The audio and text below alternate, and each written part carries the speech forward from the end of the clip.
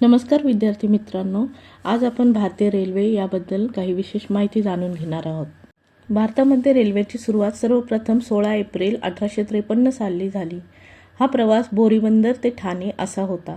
त्याची लांबी सुमारे 34 किलोमीटर अशी होती.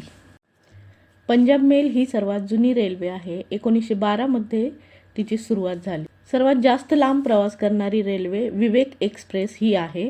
ही आसामच्या दिब्रुगड ते तमिळनाडूतील कन्याकुमारी या दरम्यान चालते आणि ती 4150 किलोमीटर असा प्रवास पूर्ण करते.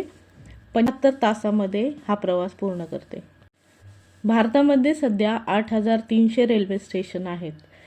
सर्वात लांब नाव असलेले रेल्वे स्टेशन म्हणजे व्यंकट नरसिंहराजुवरीपेटा, आंध्र प्रदेश व तमिळनाडूच्या बॉर्डरवर आहे.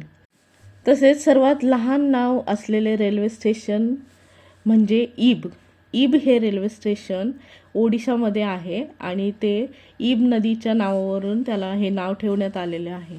सर्वात व्यस्त रेल्वे मार्ग दिल्ली ते हावडा हा आहे.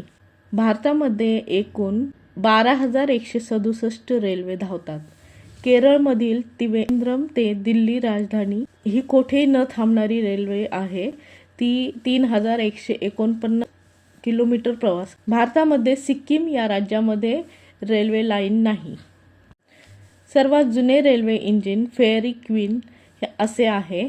1855 पासून ते सुरू आहे आणि ते सध्या आतापर्यंत चालू आहे.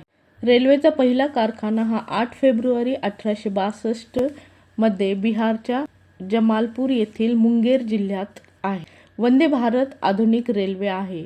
ताशी 160 किलोमीटर ती चालते. चेन्नई इंटिग्रल कोच या फॅक्टरीमध्ये तयार केली. भारतामध्ये 15 वंदे भारत ह्या रेल्वे आहेत. 2 राज्याच्या बॉर्डरवर असणारे स्टेशन नवापूर हे आहे. महाराष्ट्र व गुजरात या राज्याच्या बॉर्डरवर आहे. तसेच 4 भाषेमध्ये ह्या रेल्वेची घोषणा होते: मराठी, इंग्रजी, हिंदी आणि गुजरातीमध्ये.